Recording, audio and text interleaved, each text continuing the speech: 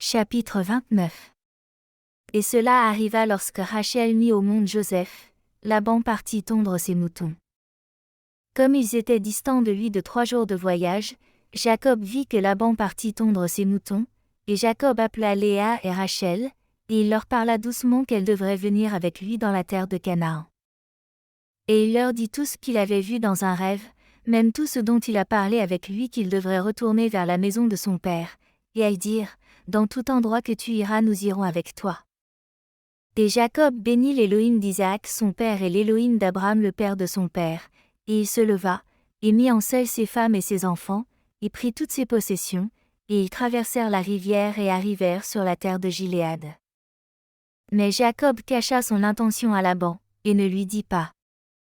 Et dans le 21e jour du 1e mois de la 7e année de la 4e semaine, Jacob tourna sa face vers Giléad, et Laban le poursuivit, et le 13e jour du 3e mois il le rejoint dans la montagne de Giléad, et Yahweh lui apparut dans un rêve de nuit, car il ne permit pas d'offenser Jacob. Et Laban parla à Jacob, et le 15e de ces jours, Jacob fit une fête pour Laban et pour tous ceux qui vinrent avec lui, et Jacob jura à Laban ce jour, et Laban aussi à Jacob que personne ne traverserait la montagne de Giléad vers l'autre dans une mauvaise intention. Et il fit là un amoncellement en témoignage, et depuis cette place est dénommée la pile du témoignage, d'après cet amoncellement. Et ils appelaient avant la terre de Giléad, la terre des refins, car c'était la terre des refins, et les refins étaient nés là, des géants dont la hauteur était de 7, 8, 9 jusqu'à 10 coudées, et leur habitation était de la terre des enfants d'Amon au mont Hermon. Et les assises de leur royaume étaient qu'à Hernin, et Ashtaros, et Edrei, et Missur, et Bion. Et Yahweh les détruisit à cause de la cruauté de leurs actions, car ils étaient très malins, et les Amorites habitèrent à leur place, mauvais, et pécheurs, et il n'y a personne aujourd'hui qui ait entièrement réalisé tous leurs péchés, et ils n'eurent pas plus de durée de vie sur la terre.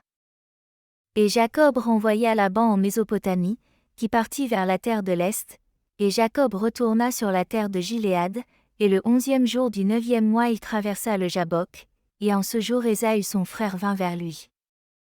Et il se réconcilia avec lui, puis se sépara de lui sur la terre de Ser, et Jacob habita dans des tentes.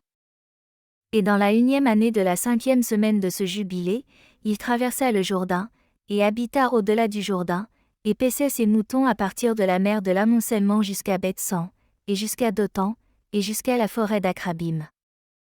Et il envoya à son père Isaac toute subsistance, vêtements et nourriture, et viande, et boissons, et lait, et beurre, et fromage, et quelques dattes de la vallée, vers la tour d'Abraham. Et à sa mère Rebecca aussi, 4 fois l'année, entre les semailles et les récoltes, et entre l'automne et la pluie saisonnière, et entre le printemps et l'été.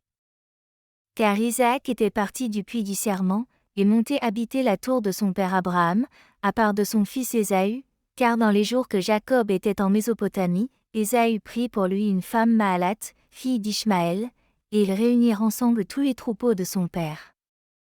Et monta avec ses femmes, et habita au mont Ser, laissant Isaac son père seul au puits du serment. Et Isaac partit du puits du serment, et habita dans la tour d'Abraham son père, dans les montagnes de Hébron, et Jacob y envoyait tout ce qu'il envoyait à son père, et sa mère au temps fixé, tout ce dont ils avaient besoin, et ils bénirent Jacob de tout leur cœur, et de toute leur âme.